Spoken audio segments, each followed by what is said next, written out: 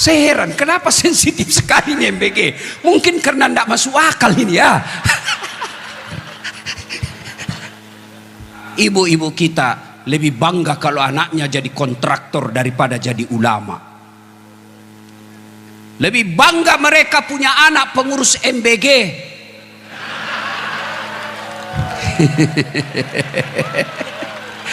Karena ada yang bilang 19.000 ekor sapi tiap hari.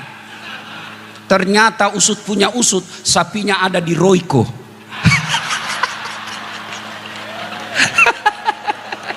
Saya khawatirnya seperti yang dikatakan Ustadz Das'ad tadi. Mau dilihat takut dosa, mau tidak dilihat barang bagus. Soalnya video itu saya simpan juga Ustadz Das'ad. Kata dia, video yang Ustadz mengatakan berawal dari keterpaksaan, lama-lama jadi kebiasaan, lama-lama jadi kebutuhan. Bismillahirrahmanirrahim. Assalamualaikum warahmatullahi wabarakatuh. Alhamdulillahirrabbilalamin. Wassalatu wassalamu ala ashrafil anbiya wal mursalin Sayyidina Muhammadin wa ala alihi wa sahbihi ajma'in, amma ba'du. Sahabat beriman yang dimuliakan Allah, Alhamdulillah kita bertemu lagi di channel Ashabur Rasul. Pada kesempatan yang berbahagia ini, mari sejenak kita luangkan waktu kita untuk bersama-sama menyimak tausiah yang sangat luar biasa yang akan disampaikan oleh guru kita. Tentunya banyak sekali ilmu, hikmah, dan manfaat yang bisa kita jadikan pelajaran dalam kehidupan kita sehari-hari. Penasaran siapa beliau? Mari kita simak bersama. Selamat mendengarkan. Assalamualaikum warahmatullahi wabarakatuh.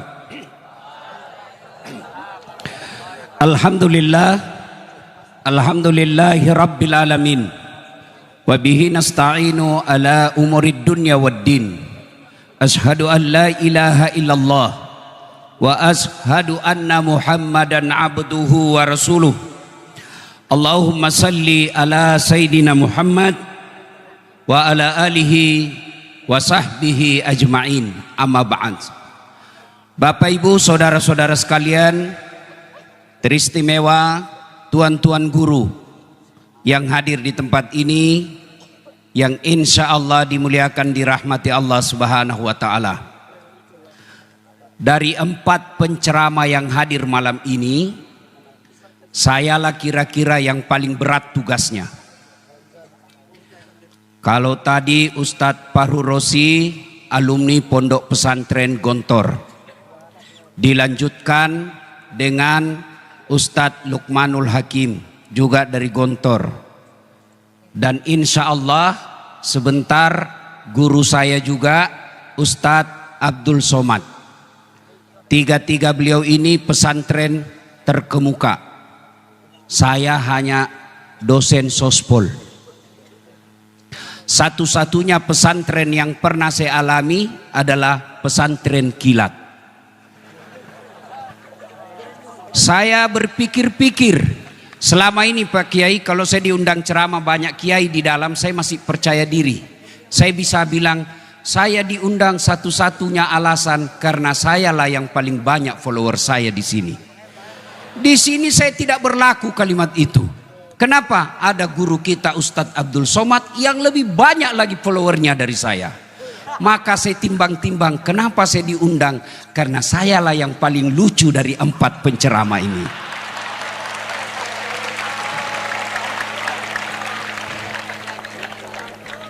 Saya pikir apa yang saya mau sampaikan ini?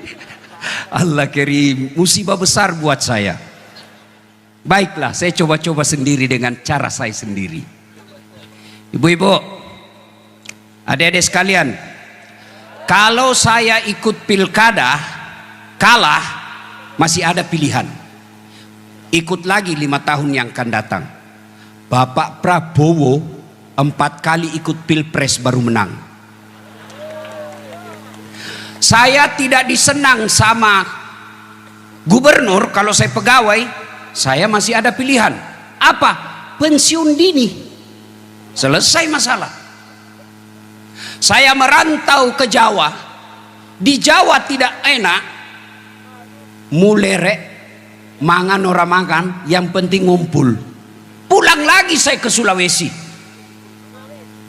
Saya merantau ke Malaysia. Malaysia tidak nyaman, masih ada pilihan, saya balik ke Indonesia. Ibu-ibu, suami cerewet, malas cari nafkah, ada pilihan? Ada. Pulangkan saja aku pada ibuku, atau ayo lanjut, lihatlah tanda bekas tampar. Oh, berarti generasi tua, karena ini lagu-lagu zaman dulu. Tapi masih jauh lebih baik lagu zaman dulu daripada lagu sekarang. Tak bolak-balik, tak bolak-balik. Apa yang kita dapat itu? Iya. Suami cerewet, masih ada pilihan.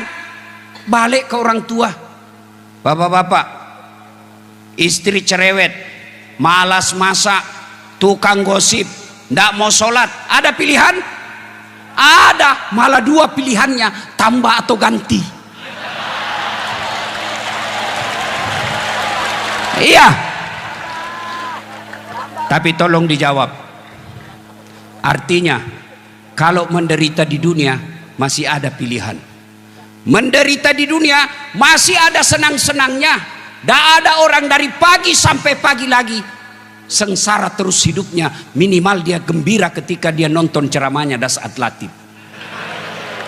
Iya. Iya bu. Iya bu. Tapi tolong dijawab. Kalau masih masuk kubur, sedulur-sedulur masuk kubur, ada pilihan tidak? Senang tidak senang, tinggal kau di situ, tidak boleh kau keluar. Begitu kau keluar, viral satu dunia. Begitu kau balik ke rumahmu, orang di rumahmu malah lari tidak mau tinggal di rumah. Artinya, kalau menderita masuk kubur, tidak ada lagi pilihanmu.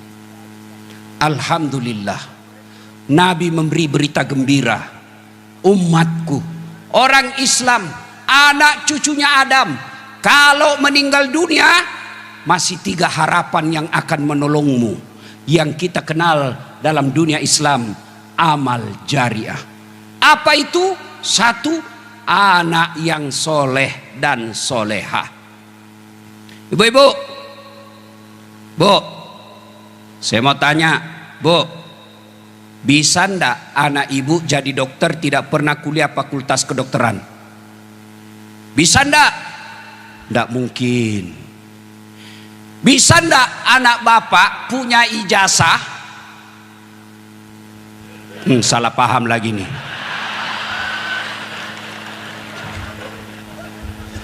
Sudah ndak usah itu kalau gitu. Bisa ndak bapak ibu sekalian punya anak jadi kapolsek bukan polisi? Ndak mungkin. Bisa ndak anak bapak ibu sekalian jadi tentara tidak pernah daftar lulus tentara? Ndak mungkin. Bisa ndak anak bapak ibu sekalian jadi anggota DPR tidak pernah caleg? Bisa, bawa kursi sendiri tapi beleng-beleng. Iya. Tolong jawab bapak ibu, adik-adik sekalian.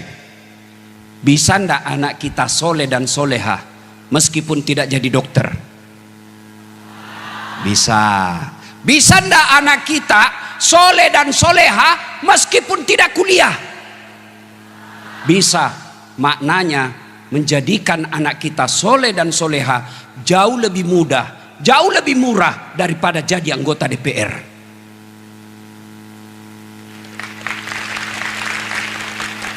Tapi sayangnya anak-anak kita, ibu-ibu kita lebih bangga kalau anaknya jadi kontraktor daripada jadi ulama. Lebih bangga mereka punya anak pengurus MBG.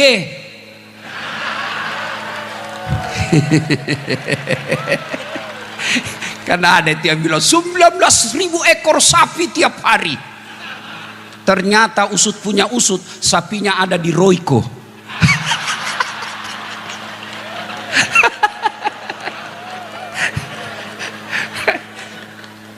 Nah, Bapak Ibu saudara-saudara sekalian, halo Ibu, Ibu, Saya mau tanya ibu, kalau ibu meninggal nanti siapa yang doakan? Suami? Jangan harap ibu kawin lagi. Oh, istri saya komplain. Jadi Ustadz, nanti kalau saya duluan meninggal, Ustadz mau kawin lagi. Saya peluk baik-baik dia bu. Saya bilang, dengar kau sayang, jangankan kau meninggal, masih hidup saja saya selalu berpikir kawin lagi. Apalagi kalau kau sudah mati. Siapa yang doakan Bapak Ibu sekalian? Ibu-ibu kalau meninggal, siapa yang doakan? Anak. Sedulur-sedulur, kalau bapak-bapak meninggal, siapa yang doakan? Temanmu. Jangan harap. Ini ada polisi di sini. Pak Kapolres. Pak Kapolres doakan bapak? Enggak. Paling didoakan mudah-mudahan cepat pindah saya yang ganti. Ya. Coba lihat, bapak semua punya grup WhatsApp. Ketika ada orang meninggal, jangankan baca doa, ketik doa saja dia malas. Apa dia kirim? Stiker.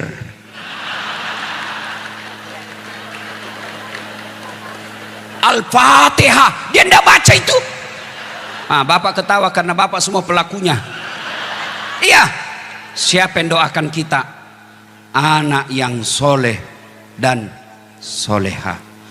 Alangkah bahagianya kita. Alangkah bersyukurnya kita ketika sudah jasad kita ditanam dalam tanah, anak membangunkan masjid untuk orang tuanya. Ketika kita sudah pensiun, orang tua kita sudah tidak mampu mencari nafkah, anak-anaknya bermusyawarah, 5 anaknya masing-masing musyawarah. Saudara-saudaraku yang kakak berpidato, adik-adik sekalian, bapak sudah pensiun, tidak boleh lagi memikirkan sembako, tidak boleh lagi pikir token listrik. Mulai hari ini 1 anak 2 juta transfer ke orang tua, 5 anaknya 10 juta gaji pensiunnya dari anaknya, halalan thayyiban. Yang banyak kita lihat dimuliakan di media sosial, dihormati di kantor, dicium tangannya anak buahnya, sampai di rumahnya dimaki-maki sama anaknya yang masih SMP. Demi Allah, orang tua seperti itu rugi lahirkan anak. Anak yang soleh dan solehah inilah yang menjadi harapan kita. Dia akan mendoakan orang tuanya sudah di alam kubur, setiap sujudnya dalam salat 5 waktunya, apa yang diucapkan? Allahumma gfirli wali walidayya warhamhuma kama rabbayani saghira. Itulah anak yang hebat. Tapi lihat anak-anak modern sekarang, makin kaya orang tuanya makin kurang ngajar. Oh, sama cowoknya sopan betul. Iya kak. Sama bapaknya dia sliding tangannya. Baru 2 bulan pacaran sudah panggil papi mami.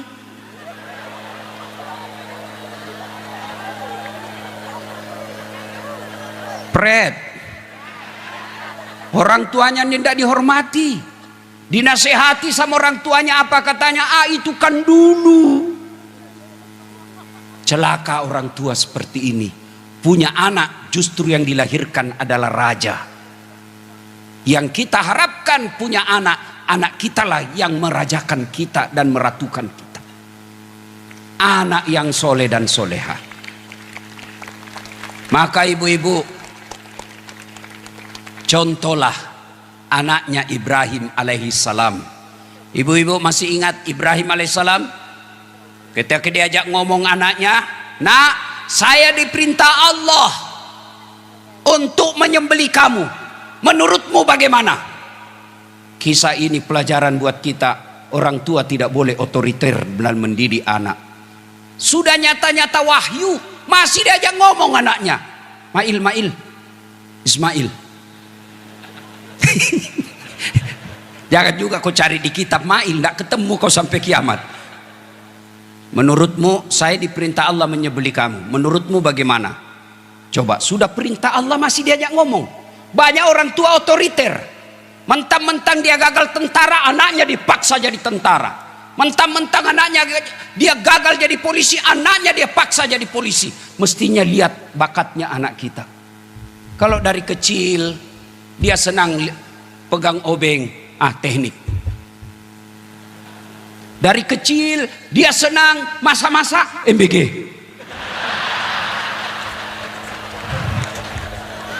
Kenapa? Saya heran, kenapa sensitif sekali nih MBG? Mungkin karena tidak masuk akal ini ya. Iya.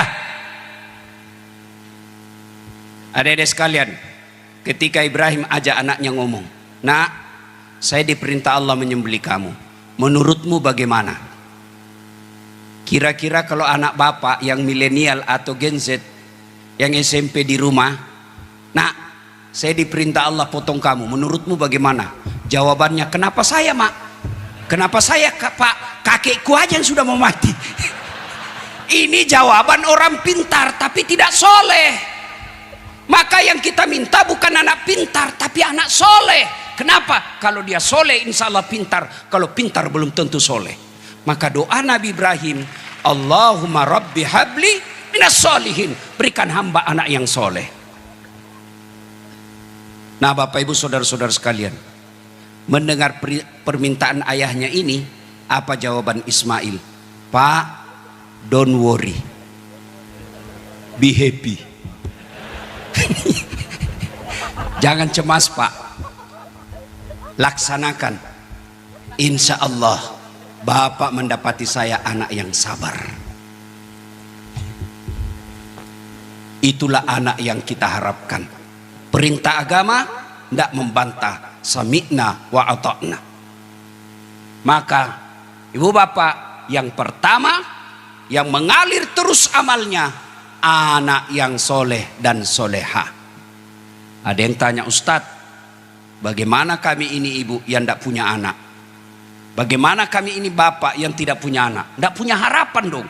Oh, anak yang dimaksud di sini bukan sekedar anak yang dilahirkan dari perut istri kita, tapi anak yang dimaksud di sini masuk di antaranya anak murid yang kita ajarkan. Ibu-ibu yang tidak punya anak, lihat anak-anak didik di kantor, temui gurunya, "Ustadz, ada anak hafal Quran kah di sini? Ada anak yatim kah di sini? Berapa biayanya 1 bulan?" 700.000 saya tanggung sampai dia selesai. Selama anak itu dia gunakan ilmunya, selama itu ibu punya kiriman amal meskipun bukan dari anak kandung sendiri. 2, karena waktu terbatas. 2, enggak, saya yang panik di sini Pak. Ini berat sekali nih ceramah Pak. Demi Allah, saya juga tidak tahu kenapa tiba-tiba suara saya susah keluar. Karena saya stres dari tadi Pak. Mikir saya gimana, apa yang saya mau sampaikan. 2, kata Nabi, adalah harta yang telah kita sedekahkan fisabilillah. Ibu-ibu, Bu, ini terutama yang banyak emasnya. Kalau ibu meninggal nanti siapa yang pakai emasnya Bu? Anak? Bukan, istri kedua. Begitu ibu meninggal, suami nangis. "Tidak kusangka kau cepat sekali meninggalkanku sayang." Dia buka cincinnya Bu, dia paksa keluar cincinnya Ibu. Tidak mau keluar, dikasih sabun. Selesai dia cabut cincin, dia cabut lagi gelangnya Ibu. "Ini gelang saya ini, saya belikan kamu dulu waktu kita pergi umroh." Dia cabut gelangnya Ibu. Sudah itu dia cabut lagi kalungnya Ibu. "Ini kalung saya belikan kau usia pernikahan 10 tahun. Terakhir gigi palsunya Ibu pun dia cabut. Sudah itu dia bungkus cincinnya Ibu, gelangnya Ibu, kalungnya Ibu, dia bungkus sambil menangis. Dia simpan dalam lemari. "Selamat tinggal sayang. Betapa cepat kau tinggalkan aku. Dia simpan. 3 bulan kemudian pergi reuni Gontor. Ketemu janda. Oh. Piye kabare mbak? Api-api mas. Sampean api. Saya gimana kak? Istri saya meninggal. Sampean duda? Iya. Saya juga janda. Oh cocok dong. Oh cinta lama bersemi kembali. Dia balik ke rumahnya. Dia ambil tadi emas yang dia simpan di lemari. Dia tarik lemari dalam emas itu. Dia simpan dalam kotak warna pink. Dia bungkus lalu warna pink. Kasih pita-pita warna pink. Orang yang lagi jatuh cinta. Dia ketemu sama si janda. Lalu dia berkata, dek, ambil saja ini emas. Sudah mati yang punya. Nggak lagi dia bilang wafat. Dia bilang kamu mati. Bu, daripada diambil janda, mending bawa ke Gontor, bawa ke pesantren untuk anak-anak kita. Ini yang disebut pandai menyikapi harta. Pak Kiai, saya bilang sama ibu-ibu kaya di Makassar, ibu-ibu yang kaya tidak usah pakai emas asli. Kenapa? Biar palsu orang juga tidak percaya palsu. Maka lebih baik kau pakai yang palsu, yang asli bawa ke pesantren. Saya bilang juga sama ibu-ibu yang miskin. Ibu-ibu yang miskin tidak usah kau pakai yang asli. Karena biar asli orang juga tidak percaya. Maka lebih baik pakai yang palsu, yang asli bawa ke pondok pesantren. Jadikan dana untuk anak-anak yang soleh dan soleha lagi yang sekolah. Adik-adik sekalian, tanya Luqmanul Hakim, tanya Ustadz Abdul Somad, Abdul Farhur Rosi Amsar. Tidak ada orang bangkrut gara-gara sedekah. Tidak ada orang yang jatuh bangkrut karena sedekah. Yang sepanjang saya tahu justru dia kaya karena rajin sedekah. Dan tidak ada orang senang orang pelit. Saya mau tanya bapak-bapak, senang tetangga yang pelit atau dermawan? Ayo jawab. Senang menantu yang pelit atau dermawan? Senang pemimpin yang pelit atau dermawan? Tuh, tidak ada orang suka orang pelit. Bahkan orang pelit sekalipun tidak suka sama orang pelit. Dia bilang, tidak usah kau ke rumahnya, pelit. Padahal dia juga pelit. Suatu kali Nabi didatangi musafir yang miskin. Assalamualaikum warahmatullahi wabarakatuh ya Rasulullah. Waalaikumsalam warahmatullahi wabarakatuh. Ta'al. Sini. Gaya-gaya sedikit. Ta'al. Padahal saya tidak tahu bahasa Arab. Sini. Ya Rasulullah, saya musafir. Sudah beberapa hari tidak makan. Adakah makanan yang boleh kami makan ya Rasul? Nabi berkata, tunggu mi dulu. Tunggu kos itu. Nabi masuk. Tanya Aisyah, ya Khumairah. Masya Allah. Panggilannya Nabi kepada istrinya, ya Khumairah, yang kemerah-merahan pipinya. Maka bapak-bapak pulang dari pondok ini, panggillah istri kita dengan panggilan kasih sayang. Wahai istriku yang termancung hidungnya. Tidak mancung hidungnya Ustaz, ya lehernya aku lihat. Tidak mau juga lehernya, ya giginya aku lihat. Justru giginya yang mancung, ya aku carilah mana yang baik. Jangan juga terlalu jujur. Jangan juga terlalu jujur. Mentang-mentang istrimu hitam kau panggil Blacky. Ya. Masuk Nabi. Adakah makanan yang bisa kita berikan kepada tamu kita? Apa kata Aisyah? Ya Rasulullah, jangankan makanan, baunya aja tidak ada. Halo ibu, Bu, ada ndak yang kalah ibadahnya Nabi di sini? Ada ndak kalah mustajabnya doa Nabi di sini?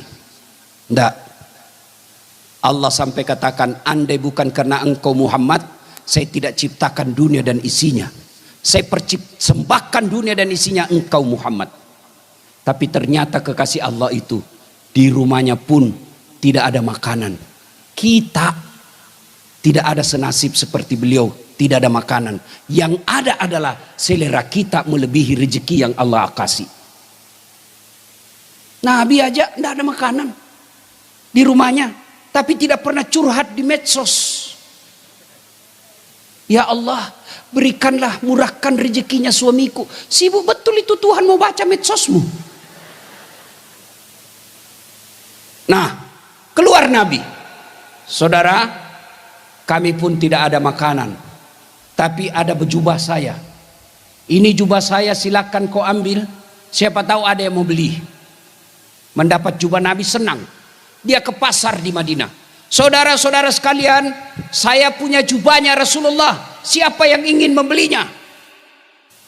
Di samping pasar Madinah ada orang kaya yang agak gangguan matanya, buram, blur matanya.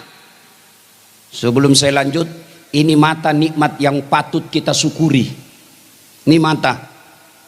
Adik-adik santri. Halo? Adik-adik santri? Tunggu dulu ya. Mana ini HP saya? Tapi ini HP ku bos, iPhone 17 Pro 2 tera.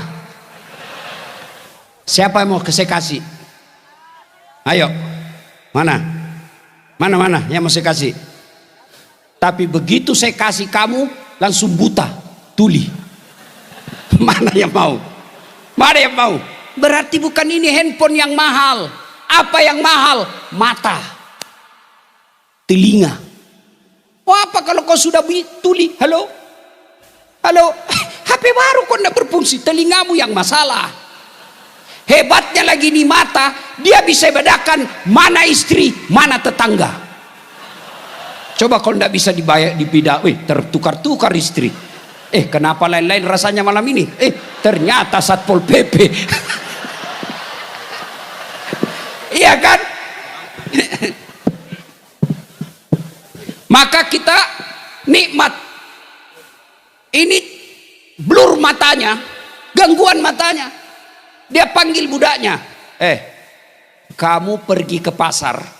Kalau kamu yang berhasil mendapatkan jubah Rasulullah, kau yang berhasil membelinya, ku bebaskan kamu. Udah, pergi. Ringkas kisah, alhamdulillah, si budak yang berhasil membelinya. Dia datang ke tuannya. Tuan, alhamdulillah, saya berhasil membelinya. Kata tuannya, alhamdulillah. Dengan izin Allah, bismillah, saya bebaskan kamu dari perbudakan. Lalu dia ambil jubah Rasulullah, dia lipat, dia salawat sebanyak-banyaknya, dia usapkan ke wajahnya dengan niat sembuh matanya. Dengan izin Allah, sembuh. Salawat. Saya punya pengalaman tentang kekuatan salawat.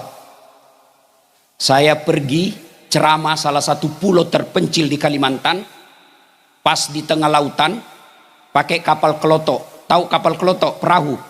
Tok. Bukan speedboat. Kalau speedboat kan laju. Saya pegang knalpotnya. Saya kira kayu pak, knalpot. Saya pegang, bau asap. Saya ingat pesan nenek saya. Kalau ada musibah, kau salawat sebanyak-banyak, ambil air liur paling dalam. Dengan izin Allah, tidak luka saya punya tangan. Saya pun heran. Tapi jangan kau coba deh ya. Dan sampai kau besok kau pegang knalpot.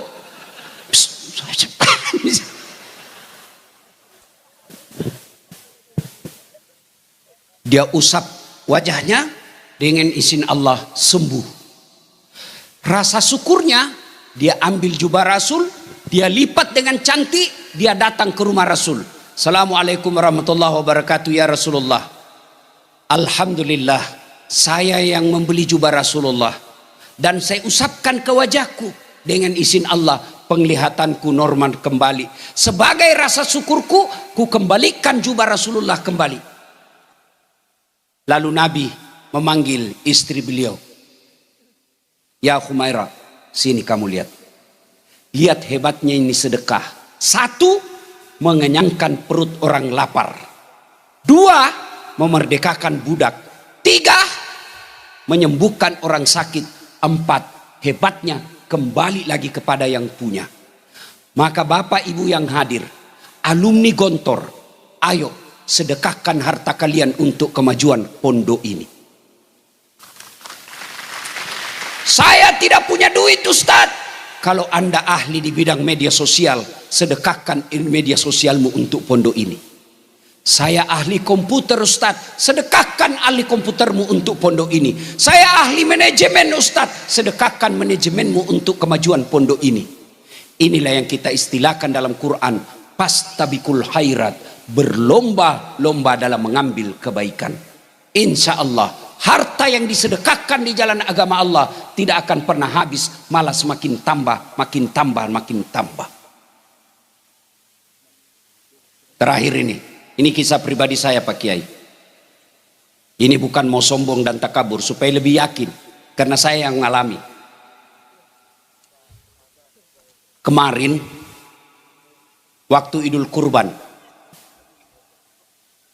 saya pergi reuni Ikatan Fakultas Syariah IAIN Alauddin. Pada saat itu peresmian gedung IKA. Saya berpikir, apalah saya sumbang ini. Akhirnya saya berkata, insya Allah saya akan sumbang 50 juta untuk sapi kurban anak-anak mahasiswa. 2 ekor. Pulanglah saya Pak Kiai. Pas pulang, baru kira-kira 10 menit, masuk telepon pengusaha sukses Kalimantan. Ustadz, nanti datang ke rumah acara. Dan itu kalau beliau ngundang, bukan gini pegang amplopnya, tapi koper. Saya bilang sama anggota saya yang ikut, kau lihat hebatnya itu sedekah dek. Saya keluarkan 550 juta, saya yakin di atas 200 juta nanti gantinya ini kalau Aji yang undang. Berapa gantinya dia kasih? 400 juta. Sudah, baru satu itu? Sudah. Kemudian saya ke Jakarta. Pengusaha lagi ketemu. Ustadz, gimana kabar? Baik. Nanti saya kirim ya untuk hari Lebaran. Dikasih lagi saya 100 juta. Sudah 500. Saya baru keluarkan dan lain masih ada lagi. Pada hari itu terkumpul 700 juta lebih. Percaya, yang penting hakul yakin. Jangan ragu-ragu. Kalau bapak keluarkan dompet, mau isi celengan ragu-ragu, benar tidak diganti tidak? Benar tidak diganti nih kata Ustaz Hasan? Oh tidak Pak. Kenapa? Ana indosani abdibi. Benar Pak Kiai. Saya tergantung sangka hambaku. Kalau dia sangka diganti, saya ganti. Kalau dia ragu-ragu, tidak. Maka ada orang lewat celengan Pak. Anak muda tepuk belakang. Pak, dia sodorkan, ini orang kaya Pak, tapi pelit. Dia tarik dompetnya. Dia cari. 2.000 dia keluarin. Masuk celengan. Lewat depan anak muda ini, ditepuk belakang, dari ada belakang. Haji. Ya, dia sodorkan uang 100.000. Wih, dalam hatinya Pak Haji, hebat betul ini anak muda. Masih muda 100.000. Akhirnya dimasukkan celengan. Begitu masuk celengan, dia bilang ini anak muda, Pak Haji, itu uangnya bapak yang jatuh tadi.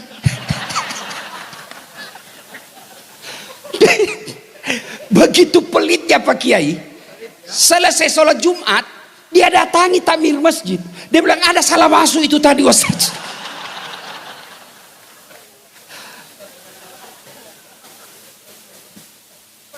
Pelit betul. Maka dedek sekalian, bagi manajemen modern Eropa, Amerika, Australia, cendekiawan mereka Mereka berkata kalau mau maju ekonomi, kalau mau banyak duitmu, dia pakai manajemen ekonomi modern. Bagi kita pakai manajemen ilahiyah. Apa? Sedekah. Sedekah. Jangan berkata saya masih mondok, tidak mungkin. Sedekahlah. Meskipun sedikit. Apa sedekahnya Ustadz? Dilihat pesantren. Oh, sini tidak ada sendal dari tempat wudhu. Ada uang belanja dari ibu. Belikan sendal jepit. Niatkan, ya Allah, tambahkan rezekiku. Saya akan ganti ini. Insya Allah. Pondok ini bisa maju kalau kita semua berlomba-lomba dalam mengambil kebaikan. Salah satu di antaranya sedekah sesuai dengan apa yang kita miliki. Yang ketiga, yang akan mengalir terus-menerus adalah ilmu yang bermanfaat. Saya bukan ustadz, ya teruskan ceramahnya ustadz. Kita punya semua grup WhatsApp, tapi sayangnya grup WhatsApp yang banyak kita teruskan, yang kita share beramai-ramai, kadangkala hanya isu-isu politik. Tapi ceramah-ceramah, konten-konten dakwah, biasanya kita malas untuk teruskan ke grup WhatsApp lainnya. Bapak terima ceramahnya guru kita Ustadz Abdul Somad. Terima, sebarkan ke orang lain. Kalau 10 grup, satu grup 100 orang, 500 orang. Masa tidak ada yang nyangkut? Ilmu yang bermanfaat. Saya sayang, biasa heran. Cuma yang selalu disebarkan ceramah saya meleset-meleset sedikit. Dilihat dosa, tidak dilihat barang bagus. Itu aja yang banyak disebarkan. Bapak ibu saudara-saudara sekalian, anak yang soleh dan soleha, harta yang telah kita sedekahkan, ilmu yang bermanfaat, alhamdulillah berkumpul di tempat ini. Inilah tempatnya ketiga-tiganya. Anak yang soleh dan soleha, anak pondok kita, anak pesantren kita. Bayangkan 100 tahun, bukan jumlah waktu yang ringkas. 100 tahun kita lihat Pak, banyak perusahaan, banyak organisasi bertahan 100 tahun. Tapi mungkin karena didukung oleh harta yang banyak. Banyak organisasi perusahaan bertahan 100 tahun. Mungkin karena didukung oleh oligarki. Tapi pesantren Gontor bisa bertahan 100 tahun. Bukan karena harta, bukan karena kekuasaan, bukan karena oligarki. Tapi karena nilai. Mungkin kita melihat ada pesantren dibesarkan oleh keluarga. Tapi apa yang ditularkan, dia menjadi warisan keluarga itu. Tapi Darussalam Gontor diwariskan bukan untuk anak cucunya, tapi untuk umat, menjadi badan wakaf. Itu yang menjadi nilai buat kita semua. 100 tahun silih berganti pejabat, silih berganti rezim, tapi alhamdulillah Gontor tetap berdiri sampai sekarang. Kalau Anda mencari Gontor, jangan cari gedung yang tinggi-tinggi. Kalau Anda mencari Gontor, pada awalnya bukanlah tanah yang lapang dan gedung yang mewah, tapi dimulai dengan cita-cita 3 pendiri bersaudara yang kita kenal Trimurti, yang sampai detik ini karena keikhlasannya bisa bertahan sampai 100 tahun. Tapi tidak boleh puas sampai di situ. Pertanyaan makin besar, mampukah kita abad kedua berikutnya? Saya yakin dengan semangat 3 tadi, insya Allah, jangankan 100 tahun yang akan datang, biiznillah, dengan izin Allah, maka Gontor akan bisa lebih tua dari Republik Indonesia insya Allah. Indonesia baru berapa puluh tahun, Gontor sudah 100 tahun. Mudah-mudahan Allah memberkati tempat ini, guru-gurunya, santri-santrinya, dan insya Allah abadi sepanjang zaman. Ini saja yang ingin saya sampaikan. Kalau Ustadz Luqmanul Hakim pandai berpantun, karena memang orang Melayu. Kalau MC tadi pandai berpantun, karena memang diajarkan pantun. Kami orang Bugis tidak tahu pantun. Tidak ada. Maka dalam budaya bahasa tutur orang Bugis tidak ada pantun. Kalau orang Melayu ingin melamar, dia akan berkata, aku melihat ada bunga di taman. Bunga itu sudah siap untuk dipetik. Kalau orang Bugis tidak. Sudah besar anakmu ya? Kasih nikah anakku sama anakmu. Itu orang Bugis itu. Tidak pandai dia berpantun, Pak. Itu orang Bugis begitu. Maka kami tidak tahu pantun. Maka saya mohon maaf tidak bisa berpantun. Ya, Bapak Ibu saudara-saudara sekalian, terutama para kiai, terima kasih atas penghormatan ini. Saya tadi tertolong. Sebab saya tadi lihat susunan acara, saya yang terakhir. Bayangkan kalau saya yang terakhir. Di depan ada Ustadz Abdul Somad, mati ngutu saya. Alhamdulillah, Ustadz Abdul Somad yang terakhir. Saya bisa terselamatkan. Bapak Ibu saudara-saudara sekalian, terakhir sekali. Ini semangat buat adik-adik. Saya alhamdulillah orang Tionghoa pengantin di Makassar, non muslim, saya diundang ceramah nasihat perkawinan. Padahal non muslim, Tionghoa diundang nasihat perkawinan. Bahkan Cap Gome kemarin, Cap Gome tahun baru Tionghoa, tablik akbar di Klenteng, saya diminta ceramah. Inilah kira-kira yang disebut pesantren modern Gontor. Bisa diterima semua golongan. Mudah-mudahan adik-adik sekalian, dakwalah yang rahmatan lil alamin. Kalau Anda ahli dakwah, jangan menakut-nakuti. Ada orang ceramah, baru baca satu hadis, kayak dia panitia hari kiamat. Saya pun dibully di medsos. Dibilangi kamu ustadz tidak sunnah. Cerita-cerita sunnah kamu tidak sunnah. Saya bilang kenapa kau tuduh saya tidak sunnah? Buktinya kau tidak punya jenggot. Ya mau diapa kalau tidak mau tumbuh? Maka adik-adik pesantren, ayo silakan jadi mubalik yang bisa diterima semua orang. Yang kita kenali dengan ulama modern. Itulah yang diharapkan oleh pidato tadi Pak Kiai Hasan. Apa tadi? Apa yang tidak diajarkan? Apa yang tidak dimiliki? Insya Allah kalau ini kita pegang baik-baik, maka pesantren Gontor akan menjadi pesantren teladan di bumi Nusantara. Demikian. Lebih dan kurangnya mohon dimaafkan. Usikum wa nafsi bitaqallah. Pastabikul khairat. Assalamualaikum warahmatullahi wabarakatuh.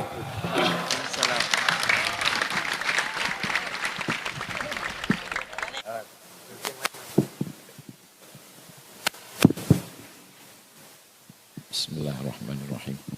Assalamualaikum warahmatullahi wabarakatuh.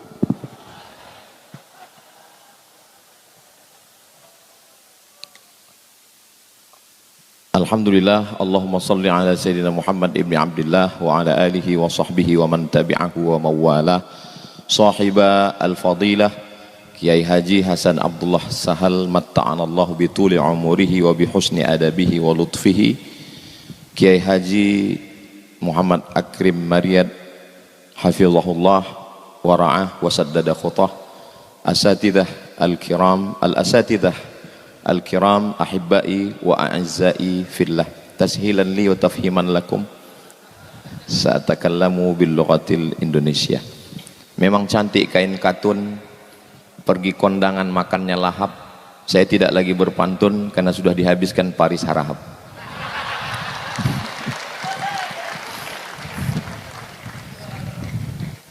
Ustadz Fakhrul Razi itu pernah ceramah di depan artis-artis, berapi-api, menyala abangku. Ustadz Lukmanul Hakim ceramah di depan pengusaha-pengusaha, menghantam mereka yang gila branded itu. Dia habisi seperti Mike Tyson menghabisi Holyfield. 2 kali pukul tumbang. Tapi begitu mereka kembali ke Gontor, menangis. Jadi waktu mereka menangis tadi, saya berpikir, Ustadz Luqmanul Hakim tajribi 4 tahun di Gontor, Ustadz Fakhrul Razi taman SD 6 tahun di Gontor, menangis, apalagi aku, apa yang mau aku sampaikan? Saya bacakan Al-Fatihah sekali ke Kiai Haji Ahmad Sahal, saya bacakan Al-Fatihah sekali ke Kiai Haji Zainuddin Fanani, saya bacakan Al-Fatihah sekali ke Kiai Haji Imam Zarkashi. Langsung diijabah Allah. Apa yang terjadi? Berubah susunan acara. Masih tertulis di smartbook bahwa yang ketiga itu saya. Kalau sayalah yang maju tadi, menangis juga lah saya. Tapi begitulah indahnya rencana Allah, lebih indah dari rencana panitia. Maju Ustadz Das'an Latif, selesai semua dibuatnya. Memang kalau kita ceramah di rumah kita sendiri memang nggak bisa, nggak bisa. Makanya Ustadz Fakhrul Razi, Ustadz Luqmanul Hakim kembali ke rumah, mereka bisa ngomong itu aja udah alhamdulillah. Apalagi saya. Maka mudah-mudahan apa yang mau saya sampaikan ini diridhai Allah Subhanahu wa taala. Ustadz Das'an Latif dari Makassar, Sulawesi. Ustadz Luqmanul Hakim dari Kalimantan. Ustadz Abdul Somad dari Sumatera. 3 pulau ini tidak pernah bersatu dalam sejarah. Malam ini Gontor Perekat Umat tertulis sebelah kiri. Itu masih koma. Kalau mau dilanjutkan, Gontor Perekat Umat wal Ummahat.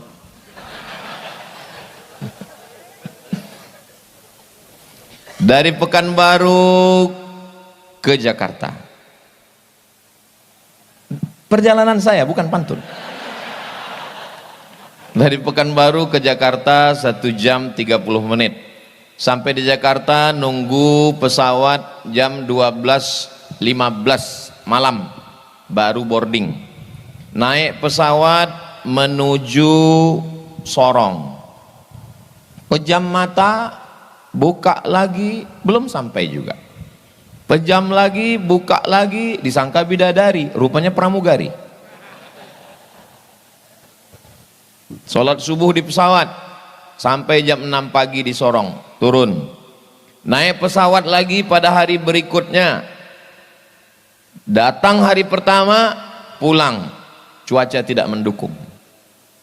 Hari berikutnya naik pesawat, baru kami sampai ke Kaimana. Sampai di Kaimana, diperkenalkan oleh Pak Bupati Ustadz Abdul Somad. Ini Ketua Majelis Ulama Indonesia Kabupaten Kaimana, Provinsi Papua Barat Daya dan Papua Barat. Beliau adalah alumni Gontor tahun 1985. Jadi kalau ada yang bertanya ke saya, Ustadz dari Papua? Iya.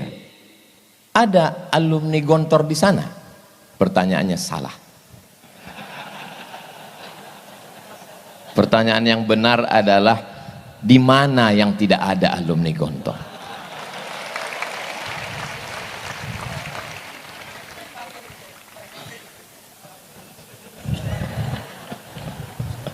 Ini belum izin ngopinya ini. Sudah diribah. Pergi ke Kairo. Terus kemana? KBRI, Kedutaan Besar Republik Indonesia. Ketemu alumni Gontor, Duta Besar Republik Indonesia, Bapak Muhammad Fakhir. Bapak Abdurrahman Fakhir. Pergi ke kantor Kementerian Agama yang gedungnya tinggi di depan Masjid Istiqlal, yang megah, yang hebat.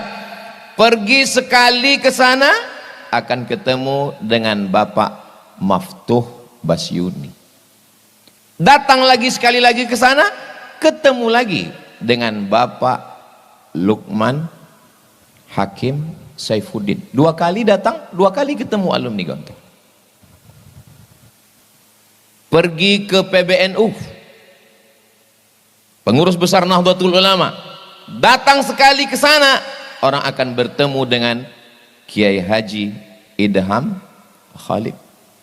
Ketemu lagi ke sana, akan berjumpa dengan Romo Kiai Haji Hashim Muzadi, alumni Darussalam Gontor Ponorogo. Pergi ke kantor Muhammadiyah, akan ketemu dengan Bapak Profesor Dr. Din Syamsuddin. Artinya apa? Berdiri di atas semua golongan, li jami'it tawaif wa li maslahatil ummah. Inilah yang diperlukan Indonesia yang sedang tercabik-cabik hari ini. Saudaraku yang dimuliakan Allah Subhanahu wa taala. Ada non-muslim yang mengomentari video saya. Pas saya tanya dia, "Abang, video yang mana yang abang lihat?" Saya khawatirnya seperti yang dikatakan Ustadz Das'ad tadi. Mau dilihat takut dosa, mau tidak dilihat barang bagus. Soalnya video itu saya simpan juga Ustadz Das'ad. Kata dia, video yang Ustadz mengatakan berawal dari keterpaksaan, lama-lama jadi kebiasaan, lama-lama jadi kebutuhan, tentang bangun pagi. Berapa banyak orang bisa kuliah S1, S2, S3? Berapa banyak orang skor TOEFL Test of English Foreign Language? Berapa banyak orang berprestasi? Tapi kalau untuk bangun pagi susah, payah. Di sini anak bapak, anak ibu diajar bangun subuh. Tidak ada yang tidak bangun subuh di Darussalam Gontor Ponorogo. Nih, makanya kalau ada suami ibu yang payah bangun subuh, kirim ke sini. Biar diletakkan telinganya dekat lonceng itu. Bangun subuh ini bukan, tadi saya coba browsing di internet, manfaat bangun pagi. 1, 2, 3, 4, 5. 1, ususnya sehat karena dia sarapan, sehingga tidak sempat kelaparan, tidak sempat asam lambungnya keluar, tapi tidak ada makanan. 2, jantungnya, hatinya tenang, maka moodnya hari itu sehat. Jangan sampai dia bad mood. Mulutnya sehat, kenapa? Karena tidak kering, ada makanan, ada minuman. Matanya sehat, karena tidurnya teratur. Kalau tidur pagi sampai siang, payah tidur malam, susah tidur malam. Padahal tidur yang paling berkualitas adalah tidur malam, paginya melek, itu yang paling bagus. Yang kelima, otaknya cerdas, bangun pagi. Yang nulis itu bukan website Islam. Di mana Ustadz baca? www Rumah Sakit Siloam.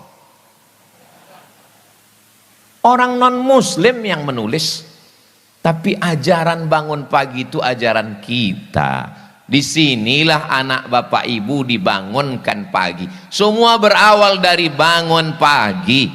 Tunjukkan lembaga, mau universitas, mau sekolah hebat yang membangunkan anak-anaknya. Saya sudah nanya pengajian ibu-ibu. Ibu-ibu, ya, gimana bangun pagi? Alhamdulillah Pak Ustadz, membangunkan anaknya mudah, bapaknya yang susah. Jadi semua berawal dari bangun pagi. Anak Anda sulit bangun pagi, daftarkan segera. Ingat, sebelum tanggal penutupan berikut ini. Saudaraku yang dimuliakan Allah SWT, Darussalam Gontor Ponorogo tidak mencari murid karena yang tereliminasi saja ribuan orang. Tapi anak-anak kita perlu diselamatkan. Dari apa? Nggak usah dulu cerita masalah lapar. Lapar nggak usah dipikirkan. Ada MBG. Tapi masalah bangun pagi ini, Ustaz Somad, mohon maaf ya, awalnya saya mau buat acara ini, kata Bapak Kabak Kesra, kita sebetulnya mau buat acara pagi Pak Ustaz. Terus kenapa kita buat zuhur? Mohon maaf Pak Ustaz, Pak Bupati payah bangun pagi. Bupati payah bangun pagi. Ustaz nggak boleh ngomong begitu, kan nggak disebut namanya. Menjaga kode etik jurnalistik. Kalau mau ngetes, lihat bangun pagi. Ibu kalau mau cari menantu, lihat bangun pagi. Bapak kalau mau cari menantu, lihat bangun pagi. Bagaimana kami bisa tahu dia bangun pagi Pak Ustadz? Lihat ijazahnya. Kalau Darussalam Ponorogo, lulus. Semua berawal dari bangun pagi. Bangun kesiangan, enggak sarapan, terlambat kereta, masuk kantor terlambat, bermasalah dengan atasan, semua seperti efek domino, bad mood dan seterusnya. Kalau sudah paginya nggak enak, itu sampai siang, sampai sore, sampai malam sudah nggak enak semua. Tapi kalau bangun pagi, terdengar suara dari menara, Masya Allah, ilahi lastulil firdausi a'la wala aqwa. Di beberapa masjid saya pernah juga dengar begitu, acara ceramah di hotel. Begitu saya masuk ke masjid, saya lihat flash disk. Tapi di Darussalam Gontor Ponorogo, waktu saya pernah menginap, saya masuk, saya lihat manusia, orang offline.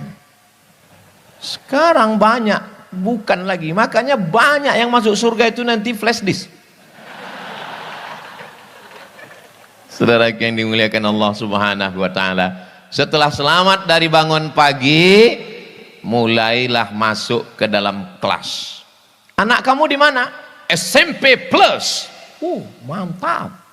Anak kamu di mana? Islamic Boarding School. Masya Allah. Anak kamu di mana? Ya karena nggak lulus kemarin di negeri, ya terpaksalah masuk pondok. Menyepelekan pondok. Padahal kalau di SMP, di SMA, 5 pelajaran itu sudah cukup untuk dapat ijazah nasional. Fisika, kimia, biologi, matematika, bahasa Inggris. Selesai. Tapi di Darussalam Gontor Ponorogo, Nahu, Sharaf, Balaghah, Ma'ani, Bayan, Mantik, Tafsir, Ulumul Quran, Tajwid, Hadis, Mustalah Hadis, Rijalul Hadis, Mukhtaliful Hadis, bahasa Inggris, grammar, conversation, menghafal vocabularies, belum lagi nanti fisika, tetap ada kimia, biologi, matematika, bahasa Inggris. Enggak cukup 5 jari untuk menghitung pelajaran. Makanya kalau ada orang yang mengatakan, ya anak ini daya tangkapnya agak kurang Pak Ustadz, jadi masuk pondok aja. Anakmu yang agak kurang-kurang kau masukkan ke pondok, 2 kemungkinan. Kalau enggak gila, mati. Kau cari anakmu yang tercerdas, kau cari anakmu yang terpintar, itu yang kau masukkan. Dia akan menjadi Dr. Fakhrul Razi. Dia akan menjadi Ustaz Luqmanul Hakim. 600.000 anak penghafal Quran bisa makan selama 14 tahun sudah dari beras yang dia kumpulkan. Maka Kiai Hasan mengenal beliau, Luqman yang mana? Luqman beras. Saudara yang dimuliakan Allah Subhanahu wa taala. Anak pesantren kalau dia dapat beasiswa dari Al Azhar Kairo, biasa. Lulus di Ummul Qura Mekah, biasa. Tapi sahabat saya S2-nya di Jerman, Inggris, S3-nya di Australia. Tamat mana dia Pak Ustadz? Tamat dari Darussalam Gontor Ponorogo. Sekarang mengajar di UIN Yogyakarta. Namanya Ustadz Andre Rosadi. sahabat saya seangkatan di Mesir. Al-Azhar selesai, Inggris selesai, Australia selesai. Mana yang tidak selesai sama dia? Jadi kalau ada orang bertanya, kalau tamat Gontor bisa ke Inggris? Salah pertanyaannya. Negara mana yang tidak ada anak Gontor? Saudaraku yang dimuliakan Allah Subhanahu wa taala. Ini. Saudaraku yang dimuliakan Allah Subhanahu wa taala, adik-adikku sekalian, Ustadz Somad kenapa enggak masuk Gontor? Ini panjang ceritanya. Zaman kalian bukan macam zaman saya. Zaman kalian kalau mau cari informasi tetap tulis www.google.com. Selesai. Zaman saya untuk mencari Gontor, nggak usah saya ceritakan kesulitannya ya. Nanti kalian akan bilang itu derita lokal ya. Saya sangat ingin mau ke Gontor ini. Satu-satunya jalan dari Medan kalau mau kemari mesti ke Simpang Limun. Ada di situ alumni Gontor yang memang melalui dialah kemari. Tapi di zaman saya tahun 1993 saya tamat madrasah sanawiyah. Kalau mau masuk di bulan Syawal umur kau hilang 6 bulan. Berarti kau mesti nunggu setahun karena mengikut kalender. Dan bagi kami, bagi saya yang belum pernah keluar Sumatera, mendengar Gontor, Ponorogo, Jawa Timur itu jauh. Tapi sekarang adik-adikku tidak ada alasan untuk datang kemari. Jangan sampai menjadi penyesalan panjang. Seperti siapa? Seperti Ustadz Abdul Somad. Tapi hebatnya karomah yang diberikan Allah kepada para masyayikh, para kiai. Gontor ini, enggak pun kita masuk, niatnya aja pun sampai. Enggak salah, enggak keliru kalau kata Ustaz Fakhrul Razi, innamal a'malu binniyat. Kenapa Imam Bukhari memuat itu pertama? Kenapa Imam Muhyiddin Abu Zakaria Yahya bin Syaraf An-Nawawi juga memuat itu pertama di Arba'in? Karena memang niat baik. Saya yakin, saya percaya, ilmu yakin, hakul yakin, ainul yakin, bahwa saya disampaikan Allah kemari itu karena dulu ada niat yang disampaikan Allah. Tapi kehidupan saya tidak seperti sahabat-sahabat saya. Tiba-tiba nggak pernahnya Ustadz Fakhrul Razi ini video call. Tiba-tiba video call. Kaget saya kira salah pencet. Tiba-tiba dia video call, terus saya tanya, ada apa? Saya lagi dengan mama Ustadz, mau ke Gontor. Beliau mau mengulang masa lalu saat mendaftarkan saya dulu. Seingat saya, kita kan nggak boleh posting makanan di Facebook kan? Kenapa? Karena banyak orang nggak makan. Begitu juga video call tentang mama kita kepada orang yang maknya udah meninggal. Cerita tentang Gontor kepada orang yang ingin masuk Gontor tapi nggak jadi Gontor. Itu sulit dimaafkan itu Ustadz Fakhrul Razi. Saya ikut bahagia. Lalu saya balas WA-nya. Ustadz mengenang masa lalu. Bisa berjalan lagi dengan ibu. Kalau dulu yang datang kemari seorang anak tamat SD, hari ini 2026 dalam rangka milad yang ke-100 tahun 1 abad, yang datang kemari adalah seorang doktor hadis dari Sudan, dibawa oleh ibu. Tidak ada kebahagiaan melebihi itu. Saya tidak bisa merasakan itu. Ibu sudah meninggal dan saya tidak alumni Gontor. Tapi melihat kebahagiaan saudara, saya ikut menjadi bahagia. La yu'minu ahadukum, kamu belum beriman hatta yuhibba li akhih, sampai kau sayang kepada saudaramu ma yuhibbu li nafsi, sama seperti sayang pada sendiri-sendiri. Makanya ketika kita melihat anak-anak ingat anak kita, bagus. Melihat ibu orang ingat ibu kita, bagus. Asal jangan melihat istri orang lupa bini kita. Itu kurang bagus. Adik-adikku, malam ini kalian sedang melihat kakak-kakak kalian, senior kalian. Nanti kalian juga akan datang kemari sebagai guru besar, sebagai pejabat, sebagai duta besar, sebagai menteri. Dulu ibu kalian saat melepaskan kalian menangis melepas dia pergi. Tapi nanti 10 tahun, 20 tahun akan datang, kalian juga akan datang kemari meneteskan air mata. Air matanya sama, keluar dari lubang yang sama, rasanya sama. Tapi dulu air mata penderitaan, kesakitan, kepedihan. Tapi hari ini air mata kebahagiaan. Melihat ibu dan anak bisa bertemu kembali. Perempuan yang dulu tidak ada rasa jijik untuk menggosokkan brus, membersihkan WC demi untuk mendapatkan barokah.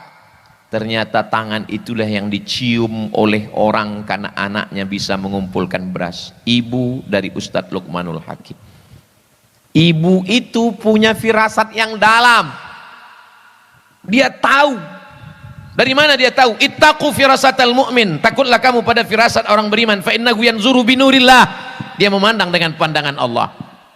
Apa yang dia kirimkan untuk Abdul Somad? Dia kirimkan jas. Inilah yang saya pakai malam ini. Kenapa? Dia tahu saya lupa bawa jas. Dan saya hanya pakai baju koko dan sudah saya siapkan sorban. Betapa tidak pedenya saya. Seandainya saya malam ini tidak kelihatan seperti alumni Gontor. Malam ini Masya Allah. Terserah orang mau komen apa. Kayak pemain cadangan. Ini gak apa-apa. Saudara yang dimuliakan Allah Subhanahu Wa Taala. Adik-adikku, kalian orang yang beruntung. Kalian orang yang bertuah. Anta rajulun mahzuz. Kaifa halukum? How are you tonight? Pripun kabare panjenenganipun? Alhamdulillahi rabbil alamin. Kuat, bertahan, semua ada saatnya. Ada saat menderita, ada saat merasakan kepahitan. Tapi yang pahit-pahit itu akan menjadi sesuatu yang manis dan indah pada masanya. Tak bisa diungkapkan dengan kata-kata, karena kata terlalu miskin untuk mewakili rasa. Andai kita coba merangkai kata untuk menceritakan rasa malam ini. Masya Allah, sangat luar biasa tausiah yang sudah disampaikan oleh guru kita. Sahabat beriman yang dirahmati Allah, tetaplah di channel ini karena kajian ini belum selesai. Tentunya masih banyak lagi hal-hal menarik yang akan disampaikan oleh beliau. Maka tetaplah di channel ini dan mari kita lanjutkan kembali. Selamat mendengarkan. Rasanya belum bisa. Kenapa? Karena rasaku belum tentu rasamu. So sweet. Saya hanya bisa kirimkan video dari Kiai Muhammad Akrim Maryat, saya putar keliling sampai ke Kiai Hasan, lalu saya kirimkan ke rumah karena ada orang yang ikut bahagia dengan kebahagiaan kita malam ini, insya Allah. Saudara yang dimuliakan Allah Subhanahu Wa Taala, ibu bapak kalau ngantar anak ke pondok, antarkanlah dia dengan semangat, antarkan dia dengan kekuatan. Jangan antarkan dia dengan air mata dan kesedihan. Ini banyak ini orang tua ini kalau ngantar anak, belum apa-apa lihat mana kasurnya ini. Semangat, bangkitkan semangat dia. Begitu. Kalau mau nangis jangan di pondok, nanti sampai Madiun. Sampai di situ barulah nangis. Habiskan tisu 3 kotak. Datang sahabat saya mengadu, Ustadz Somad istri saya menangis bengkak matanya karena anak di pondok. Bagaimana nih Pak Ustadz? Bilang sama dia, lebih baik kau menangis sekarang daripada kau menangis 20 tahun lagi karena anak kena narkoba LGBT, daripada anak kena game online, daripada anak kena macam fitnah akhir zaman. Oh, akhirnya jurus itu dia pakai. Begitu dia pulang, istrinya nangis, dia bilang, lebih baik kau menangis sekarang daripada 20 tahun lagi anak kena narkoba. Rupanya suara istrinya lebih kuat lagi membalas. Enak aja kau ngomong begitu, aku yang mengandung dia. Datang lagi dia ngadu, Ustadz saya sudah pakai jurus Ustadz tapi istri saya lebih keras. Dia bilang, aku pun tak bisa ngelawan istriku, aku bilang. Saudara yang dimuliakan Allah Subhanahu Wa Taala, antara ibu sama bapaknya mesti kompak, mesti satu cita-cita, mesti ittifaq, nggak boleh ikhtilaf. dalam masalah memasukkan anak ke pondok ini. Memang serangan ke pondok sekarang luar biasa. Coba bangun pagi, buka handphone, scroll tentang musik, satu, iklan mobil, satu, tapi fitnah ke pondok 3 sekaligus. Kenapa fitnah tentang pondok ini munculnya ketika pendaftaran ajaran baru, terstruktur. Setiap bulan Mei Juni pasti bangkit lagi tentang pondok. Tapi pondok modern Gontor tidak kena. Kenapa? Karena masuknya bulan Syawal. Saudara yang dimuliakan Allah Subhanahu wa taala, ada saja cara Allah melindungi. Saya tidak membenarkan yang salah tetap salah. Makanya ketika ketua Komnas HAM tidak setuju bahwa oknum itu mau dikebiri, dia katakan tidak setuju. Saya bilang jangan dikebiri. Semua heboh, kebiri. Saya bilang ojo dikebiri. Terus patennya tidak layak dia hidup. Itu sudah layak hukum hirobah untuk dia. 50 anak-anak yang tidak berdosa dia hancurkan masa depannya. Kira-kira setuju dengan saya? Sama-sama radikal. Saudara yang dimuliakan Allah Subhanahu wa taala, yang salah tetap salah, dihukum, tegakkan keadilan. I'dilu, bersikap adillah. Wa aqrabu littaqwa, karena itu mendekatkan kepada takwa. Tapi jangan gara-gara nila setitik rusak susu. Dulu sebelanga, sekarang udah pakai kotak. Para kiai yang mukhlisina laguddin, mereka lebih dulu bangun sebelum santrinya bangun. Dan mereka terakhir tidur daripada santrinya. Semua dia dengarkan, semua dia perhatikan. Apa kata Ustadz Luqmanul Hakim, almarhum Romo Kiai Haji Abdullah Syukri Zarkashi, tahu mana keran yang hidup, mana yang mati, mana yang bocor, kata Ustadz Luqmanul Hakim. Saya duduk di samping Romo Kiai Haji Hasan Abdullah Sahal, tiba-tiba beliau panggil tadi adik kita, sini sebentar. Ada apa Kiai? Sonnya mati. Beliau mendengarkan, katanya sonnya mati. Saya saking senangnya malam ini udah nggak tahu lagi saya mana yang hidup mana yang mati. Apa kata beliau berbisik ke saya? Beginilah jadi pimpinan pondok. Semua mesti kita perhatikan.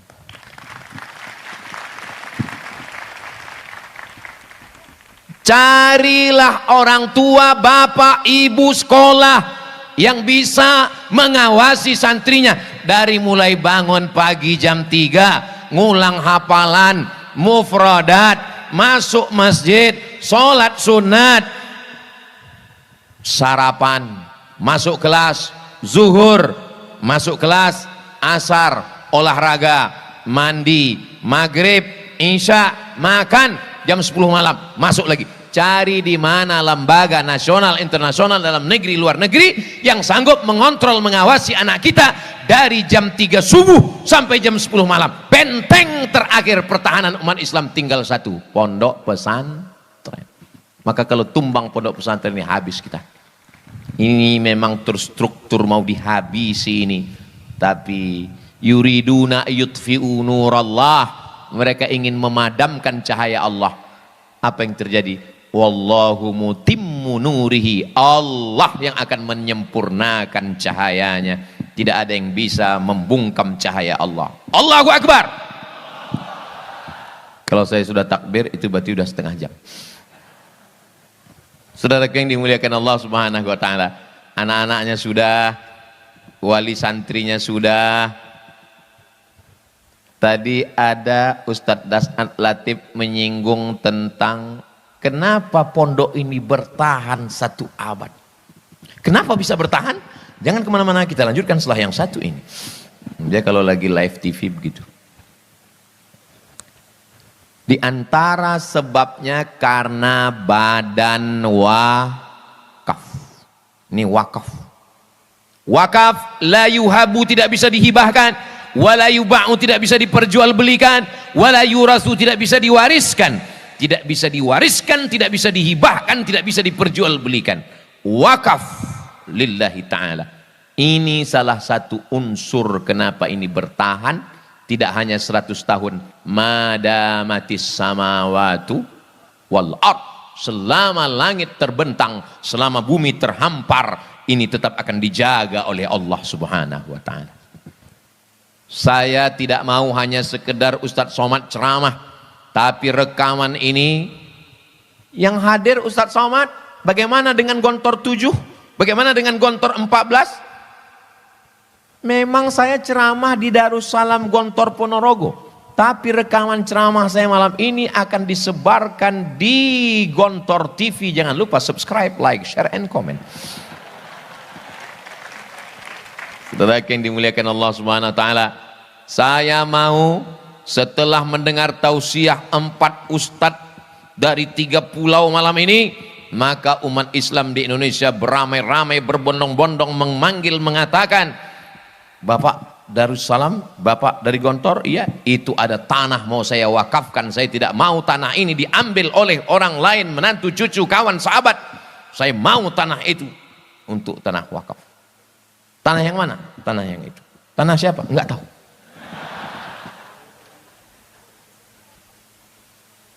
COVID-19 enggak bisa ceramah. Maret, April, Mei, Juni, Juli, Agustus, 6 bulan saya enggak keluar, di rumah saja, enggak berani naik pesawat, karena kalau naik pesawat hidung ditusuk. Online semuanya. Lalu saya ngumpul dengan kawan-kawan saya alumni Al-Azhar, saya tanya, bro, iya, mau dibawa kemana hubungan kita? Jadi gimana? Mari kita tidak lagi ceramah di masjid, tapi beri ke saya nama orang-orang kaya yang perlu kita datangi. Kami pun datang ke rumah orang-orang kaya. Bapak, COVID sudah datang dan sudah banyak yang meninggal dunia. Kelihatannya Bapak pun tak lama lagi. Maka kalau ada tanah, wakafkan. Inilah yang akan mengalir sebagai amal jariah. Banyak kami mendapatkan tanah, bahkan sampai kemarin yang kita udah nangis-nangis itu ternyata bermasalah Pak Haji. Karena bermasalah itulah maka kuwakafkan Pak Ustadz. Yayasan pondok sudah banyak pikiran ngurus anak santri. Jangan lagi berikan mereka masalah tanah wakaf yang bermasalah. Kalau mau mewakafkan tanah, sampaikan begini, ini ada tanah wakaf, sudah kami bangunkan kelasnya, sudah kami bangunkan asramanya, sudah kami siap gedungnya, sudah kami siapkan semuanya, tinggal kamu saja datang memimpinnya. Begitulah hendaknya orang-orang beriman di Indonesia ini, insya Allah. Begitu, kalau perlu siapkan ibu nyainya sekalian, supaya alumni-alumni Gontor yang belum menikah, mudah-mudahan adik-adik yang belum menikah segera ketemu jodoh insya Allah. Banyak sekali. Ini maksud saya, ini yang alumni yang sudah selesai Unida S1 mau ditempatkan, itu yang bilang amin tadi. Adapun yang baru kelas 1, kelas 2 enggak usah saya pikirkan itu. Yang penting dorobat. Saya enggak mau kalian libur, habis libur pulang, lalu kemudian terngiang-ngiang, terbayang-bayang, lalu kemudian ketika ditanya kenapa, teringat terus dia. Sudah bacakan ayat kursi? Sudah.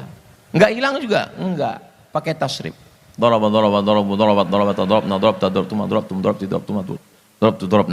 enggak juga hilang? Pakai fi'il mudhari. Ustadz Somad, kami ini fi'il madhi adik-adikku. Fi'il madhi itu maksudnya mabniun alal fathi. Kami ini enggak akan berubah. Doroba enggak bisa jadi dorobi. Tapi kalian fi'il mudhari bisa jadi yadribu, bisa jadi lam yadrib, bisa jadi lan yadriba. Tergantung amil apa yang masuk. Maksudnya apa? Kalianlah yang memimpin perubahan di masa akan datang. Adapun kami ini masa lalu, fi'il madhi yang tidak mungkin berubah, tapi kalian berubah, tapi juga akan merubah Indonesia ke zaman yang lebih baik di masa akan datang. Kalau ada orang mengatakan Indonesia gelap, Indonesia gelap, ya mungkin karena lagu yang sering dinyanyikan seperti mati lampu. Tapi kalau lagu yang dinyanyikan saudara kita tadi, solawat, menyanyikan lagu-lagu yang mengingatkan pada Nabi Muhammad SAW, maka insya Allah saya selalu optimis. Kenapa? Karena syarat untuk menjadi pesimis itu satu. Syarat jadi pesimis cuma satu. La taqnatu min rauhillah. Jangan putus asa. Kenapa? Yang layak putus asa itu hanya illal qaumul, orang kafir yang layak putus asa. Maka kita tidak layak untuk berputus asa. Bagaimana masa depan anak-anak kita, Pak Ustadz Somad? Ustadz Abdul Somad kepalanya ini dirusak hanya oleh 5. Unyil, Ucrit, Usro, Pak Oga, Pak Raden. Itu pun gak merusak, banyak mendidik. Tapi anak saya, ponakan saya sekarang dirusak macam-macam. Instagram, Telegram, miligram, kilogram, Facebook, TikTok. Apa yang bisa menyelamatkan ini? Saya buat nizam ketat, anak nggak boleh pegang handphone, jangan pegang handphone. Tiba-tiba Sami yang 5 tahun, setiap tamu datang ngelihat anak-anak pegang handphone, gini dia. Tamu datang ke rumah bawa handphone, dia ngintip handphone teman. Meleleh air mata saya, sedih. Anak begini. Saya bilang sama istri, kita kasih dia handphone, jangan, kata dia. Tapi nggak tahan juga. Akhirnya kami cari jalan tengah, win-win solution. Kita kasih dia handphone, tapi handphonenya jangan konekkan ke internet. Terus isi aja video ngaji, baca Quran, doa-doa, zikir-zikir 5 menit, 5 menit, 2 menit, 3 menit. Nggak bisa kita lepaskan. Sahabat saya, alumni Al-Azhar, guru di Pekanbaru, razia ke sekolah, bawa keranjang, ambil handphone murid, ambil handphone siswa, ambil handphone siswi, periksa isinya, videonya, kontennya. Lalu orang tua ditelepon, bapak besok datang, mohon maaf saya ada kerja luar kota. Ibunya, istri datang, ibunya datang, dikasih tahu ini anaknya kurang ngajar, ini anaknya kurang perhatian, ini anaknya tidak dapat didikan yang baik. Setelah gurunya habis ngomong, si ibu ngomong, mohon maaf pak, itu handphone suami saya. Ternyata bukan kenakalan remaja, bukan kenakalan anak-anak, tapi kenakalan bapak. Ibu-ibu, kalau ibu rajin mengawasi handphone suami, bagus. Nanti coba kalau handphonenya tinggal, ibu miss call. Tiba-tiba muncul keluar, bukan my wife, bukan ya Humaira, bukan Blacky. Terus apa yang keluar? Security syariah. Saudara yang dimuliakan Allah Subhanahu wa taala, al-mu'minun suami, wal mu'minat istri, ba'duhum awliya'u ba'd, saling tolong menolong. Ya'muruna bil ma'ruf, mengajak berbuat baik, wa yanhauna 'anil munkar. 100 tahun Gontor, 1926, 2026, bagaimana manajemennya? Dari mulai mengatur santrinya, sampai dapurnya, sampai kurikulumnya, sampai tanah wakafnya, sampai badan usahanya. Ini manajemen totalitas yang dituliskan dalam 500 halaman disertasi yang sudah disidangkan belasan profesor doktor di Universitas Airlangga, ditulis oleh Bapak Dr. Munif At-Tamimi. Anda mau dapat bukunya? Hubungi nomor kontak berikut ini. Ustaz kok tahu? Saya termasuk diberikan kehormatan untuk penyidangnya. Yang nggak tahu berarti belum follow IG saya. Saudaraku yang dimuliakan Allah Subhanahu wa taala. Jadi yang tersebar dalam serpihan-serpihan ibarat kaca jatuh ke batu, itu sudah dirangkai oleh alumni-alumni, tinggal datang apa yang mau diambil, apa yang bisa bermanfaat untuk orang banyak. Kalau kita bukan kiai, bukan ulama, bukan penghafal Quran, tidak bisa bahasa Arab, tapi kita ingin dapat amal jariah, tinggal satu yang bisa kita lakukan, wakaf. Saya duduk di bawah anak-anak kecil Papua. Anak kecil, mereka nggak bisa sekolah Pak Ustadz, karena mohon maaf, orang tuanya fakir miskin. Tiba-tiba anak ini ditanya, hadis tentang menuntut ilmu, talabul ilmi faridatun ala kulli muslimin. Hadis tentang kebersihan, at-tahuru satrul iman. Hadis tentang kasih sayang, man la yarham la yurham. Kaget saya, enggak sekolah, enggak. Kok tahu hadis? Kok bisa nerjemah? Ustadz Somad, ini anak-anak dididik di atas tanah, rumahnya belum selesai, pembebasan tanah belum. Ini 4 orang gurunya Pak Ustadz, Masya Allah. Adik dari mana? Kami alumni Darussalam Gontor Ponorogo. Yang mimpin sekarang namanya Ustadz Musleh, S2 bahasa Arab. Mereka tidak gengsi.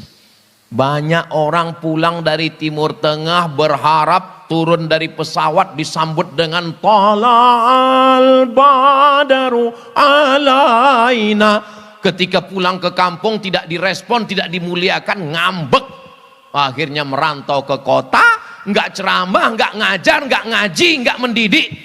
Syahnu di mana sekarang? Innas safa wal marwata. Enggak salah, silakan buka travel haji dan umroh, enggak salah. Siapa yang bilang salah? Saya pun masih bawa jamaah umroh 1 tahun 2 kali. Bulan Agustus nanti berangkat, bulan Januari berangkat. Yang ikut serta, ikuti beritanya di Instagram Ustadz Somad Official. Tapi hasilnya belikan tanah, hasilnya buatkan kelas, hasilnya buatkan asrama. Inilah yang akan Ustadz Somad ini sanggup ceramah kira-kira berapa tahun lagi? Paling kuat, paling sanggup 10, 20 tahun. Itu sudah hebat betul. Di hari ulang tahun Gontor yang ke-120, itu ceramahnya udah nggak gini lagi. Marilah kita banyak mengingat Allah. Saudara yang dimuliakan Allah. Makanya Ustadz Somad, jangan pikirkan tentang orang mau dengar atau tidak dengar. Asal Ustadz lihat ada orang ngumpul, ceramah. Kalau Ustadz lihat ada orang rame, ceramah. Itu pesan Ustadz Das'at Latif ketika saya pertama kali ke Makassar. Jangan pilih-pilih ceramah. Maka sejak itu saya asal nampak saya orang rame, ceramah. Karena dia pesan begitu. Kenapa begitu Ustadz? Karena sampai masanya nanti orang ramai, tapi kau tidak bisa lagi menyampaikan ceramah. Ada masanya kau sanggup, tapi orang tidak mau dengar. Maka kalau ada orang ramai, ceramah. Maka kami tidak pernah memilah-milih dimanapun, surau, langgar, musola, pulau, danau, hutan, semuanya dibawa oleh Ustadz Luqmanul Hakim ke pedalaman, namanya Teluk Pakedai. Kan ada lagunya tuh, Pakedai, Pakedai. Sampai kami di pedalaman Kalimantan, dibawa naik speedboat, tidak pakai atap. Langit sebagai atapnya. Cahaya matahari. Kami tidak pernah memikirkan skincare kami akan rusak. Kenapa? Karena kita tidak dididik dengan pendidikan yang manja. Orang tua tidak khawatir meninggalkan anak karena dia tidak makan. Jangan. Orang tua perlu khawatir meninggalkan anak tidak pandai hidup. Apa itu anak yang tidak pandai hidup? Tidak pandai mengikat tali sepatunya sendiri. Ada anak yang tidak pandai mengikat tali sepatunya sendiri? Ya. Karena selalu dilayani. Tidak pandai membawa piring ke dapur setelah makan. Tidak pandai membersihkan tempat tidurnya. Semuanya serba 3 huruf. Ma, pak, mak. Generasi yang manja. Saya generasi yang sabar untuk menunggu mendengar musik. Mesti nunggu hari Ahad, Senin, Selasa, Rabu, Kamis, Jumat, Sabtu, Minggu, hari Ahad jam 10 pagi. Nama acaranya Album Minggu. Masih ingat? Berarti sudah tua. Untuk nonton sinetron bule orang barat nunggu jam 11 siang, kejam terhadap budak-budak. Tuan Baron, perempuan yang teraniaya, Little Missy. Yang senyum berarti sebaya dengan saya. Tapi anak-anak sekarang, dia tinggal buka handphone, dia buka Netflix, dia buka YouTube, dia mau tonton lagu, dia mau tonton nyanyi. Ketika lambat sedikit saja, dia banting. Ketika lambat sedikit saja, dia marah, tantrum, emosi, tidak terkendali. Dulu tidak terhitung berapa kali kepala saya ini kena pukul pakai sajadah. Lepak.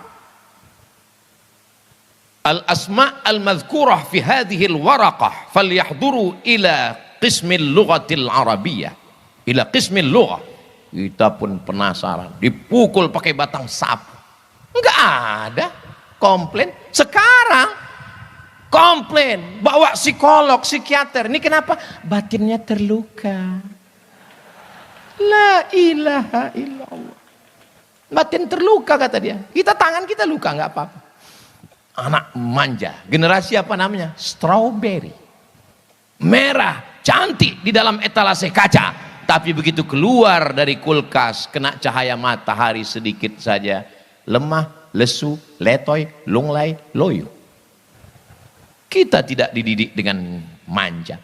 Generasi selalu terbagi pada 3. Pertama generasi pejuang, kedua generasi penikmat, ketiga generasi penghancur.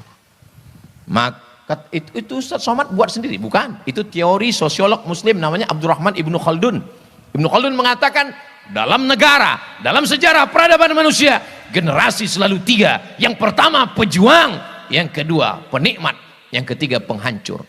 Jadi kalau saya mau anak saya tetap berjuang, maka saya jangan memanjakan dia. Dia tetap berjuang. Pak Haji, anaknya yang di Amerika kemarin gimana Pak Haji? Anak saya sekarang buka rumah makan Pak Ustadz. Laris, laris sekali Pak Ustadz. Berapa harga makanannya Pak Haji? 1 bungkus 6.000. Loh, murah sekali. Modalnya berapa? Modalnya 10.000. Gimana maksudnya? Modalnya 10.000, kenapa dijual 6.000? Saya hanya mau supaya anak saya bangun pagi, dia belanja ke pasar, dia beli ikan, dia beli sayur, dia bawa tukang masak, dia ngontrol, dia ikut bungkus, dia bagi, dia ngitung, supaya dia tahu nilai uang. Karena kalau tidak diajar begitu, dia akan hambur-hamburkan uang, dia tidak peduli bagaimana sulitnya mencari uang. Penderitaan. Universitas yang paling berhasil mendidik, nama universitasnya adalah bukan Harvard University, bukan Cambridge, bukan Sorbonne, tapi Universitas Penderitaan. Ustadz Luqmanul Hakim lulus Gontor, setelah itu terbang sejauh mata memandang ke Malaysia. Di sana beliau belajar di Universitas Penderitaan. Sampai beliau pernah bawa motor, nggak boleh parkir di situ. Dilarang parkir. Tapi sekarang beliau datang sebagai tamu kehormatan. Ustadz Somad pernah juga begitu. Saya tamat dari Mesir, nggak langsung ke Maroko. Sempat 1 semester di UKM, University Kebangsaan Malaysia. Dari 1000 menara Mesir, negeri 1000 menara, ke negeri 1000 makcik. Sampai di Malaysia secara resmi di Universiti Kebangsaan Malaysia, tapi sesungguhnya di perantauan Universitas Penderitaan. Saya beli sepeda motor, harganya 500 ringgit. 500 ringgit waktu itu sekitar 2 juta rupiah. Sekarang nggak segitu lagi karena dolar sudah 18.000. Motor ini kok murah sekali Pak Ustadz? Motornya unik. Kalau digas laju, lampunya mati. Kalau pelan, mesinnya mati. 6 bulan saya pakai motor itu dari Kajang ke Bangi, Universitas Kebangsaan Malaysia. Di situ baru saya sadar, sengaja Allah buat saya pakai motor itu supaya apa? Supaya saya bisa merasakan perasaan. Bukan hanya perasaan orang yang bisa saya rasakan, perasaan motor itu pun bisa saya rasakan. Kalau laju, kencang, lampunya mati. Kalau pelan, mesinnya mati. Dan kalau parkir, jauh parkir. Supaya apa? Jangan dilihat cewek. Saudaraku yang dimuliakan Allah Subhanahu wa Ta'ala. Jadi, insya Allah, saya yakin dan percaya, berkah para masyayikh, berkah guru-guru kita, sehebat apapun kalian nanti adik-adikku, datanglah. Saya walaupun gak selesai di UKM, saya tetap datang ke UKM. Dan ketika saya presentasi, ada satu profesor mengatakan, Ustadz Abdul Somad ini adalah alumni UKM. Saya malu, saya bilang, Prof, saya di sini cuma 1 semester. Ada aturan baru, 4 hari pun alumni, kata dia. Gak apa-apa. Saya tetap datang ke pondok. Saya pulang ke pondok. Abdul Somad, ya Pak Kiai, pulang ke pondok. Saya nggak tamat Pak Kiai, nggak apa-apa. Saya pulang. Begitu saya masuk ke asrama, nggak tahan, pecah tangis saya. Membayangkan asrama saya, tempat saya mandi dulu, tempat saya jemur pakaian, berapa celana dalam saya hilang di situ. Nggak sanggup saya menangis, basah semuanya, sedih. Habis itu di depan teman-teman saya tanya, wahai sahabat-sahabatku baik yang satu angkatan maupun tidak, mau kalian mau maafkan segala silap salah khilafku kepada kalian? Mau. Ku ulang sekali lagi, maukah kalian memaafkan segala silap salahku? Mau. Lepas rasanya daripada saya mencari mereka di padang mahsyar nanti. Memangnya apa kesalahan Ustadz? Saya ini sebetulnya enggak nakal, cuman inilah teman-teman, makanya jangan berteman dengan orang nakal. Kebetulan waktu itu saya dapat jadwal jadi bulis. Datang teman saya, Mat, ya, ini yang punya lemari ini abkhalul bukhala. Inilah yang paling pelit, Mat, kata dia. Terus tadi dia mudib, tadi maknya datang. Terus ada bumbu pecal sama rambutan. Terus ayo kita buka. Saya makanlah rambutan itu. Terpikir terus saya bagaimana minta maaf. Untung saya sudah sampai ke pondok dan saya minta maaf. Insya Allah lepas. Apakah dia hadir waktu itu atau tidak? Wallahu a'lam. Alumni SD, reuni SD, kumpul. Reuni pondok, kumpul. Jangan menjauh. Kenapa? Karena kita tidak tahu entah dari mulut yang mana berkah-berkah doa itu. Cium tangannya. Kepala saya ini pernah dijedutkan ke papan tulis. Dan ketika ketemu dengan guru, guru itu nggak ingat, tapi saya ingat. Saya cium tangannya, saya minta doanya, keberkahan. Mungkin karena dijedutkannya itulah kepala saya ini lurus. Kalau tidak mungkin sudah koslet. Saudara yang dimuliakan Allah Subhanahu wa Ta'ala, santrinya sudah, bapak ibunya sudah, orang-orang kaya yang punya tanah untuk berwakaf sudah, tinggal lagi kami, anak-anak, saya, guru kita Ustadz Dr. Das'ad Latif Hafizahullah, Ustadz Luqmanul Hakim, yang paling muda di antara kami Ustadz Fakhrul Razi. Kami memohon doa dari semua yang hadir, terutama para kiai, romo kiai, supaya Allah selalu memberikan kami as-sidqa fil qaul, al-ikhlas fil amal. Kalau berkata, kata-katanya benar, dan kalau beramal, amalnya ikhlas karena Allah Subhanahu wa Ta'ala. Dan kalaupun mati kami dalam jalan dakwah ini, mati kami dalam keadaan husnul khatimah. Dunia ini terlalu sebentar untuk kita bercengkrama. Dunia ini terlalu sekejap untuk kita bertatap muka. Dunia ini penuh dengan kepentingan. Maka saya berharap, andai saya tidak bertemu dengan para kiai di sini, saya ingin bertemu lebih lama nanti di surga bersama Rasulullah sallallahu alaihi wasallam. Agaknya itu yang dapat saya sampaikan. Terima kasih atas segala perhatian. Mohon maaf atas segala kesilapan dan kekhilafan. Saya tutup dengan pantun penutup. Menangkap puyuh di Bukit Selasih. Thank you dan terima kasih. Yang tepuk tangan dulu, ada pantun terakhir. Madiun lemah teles, matur nuwun Gusti Allah sing balas. Assalamualaikum warahmatullahi wabarakatuh. Alhamdulillahirrabbilalamin. Demikianlah tausiah penuh ilmu, hikmah dan manfaat yang sudah kita dengarkan bersama dari guru kita. Semoga tausiah yang beliau sampaikan menjadi ilmu yang bermanfaat dalam kehidupan kita sehari-hari. Amin ya rabbal alamin. Sahabat beriman yang dimuliakan Allah, terima kasih banyak sudah menyimak tausiah ini sampai selesai. Doa dan harapan saya semoga sahabat semua selalu diberikan kesehatan, dimudahkan segala urusannya, dan dilancarkan rezekinya. Amin ya Rabbal Alamin. Demikian yang dapat saya bagikan, kurang lebihnya mohon maaf. Sampai bertemu lagi di kajian berikutnya. Wabillahi taufik wal hidayah, waridha walinayah. Wassalamualaikum warahmatullahi wabarakatuh. Setelah kita mendengarkan bersama tausiah yang sangat luar biasa dari guru kita, sekarang mari kita lanjutkan aktivitas kita masing-masing. Semoga kajian yang beliau sampaikan kepada kita semua menjadi ilmu yang bermanfaat dalam kehidupan kita sehari-hari. Dan semoga kita semua bisa istiqomah dalam mengamalkannya. Amin ya Rabbal Alamin. Selamat beraktivitas buat sahabat semua dan sukses selalu. Sampai bertemu lagi di video berikutnya. Wassalamualaikum warahmatullahi wabarakatuh.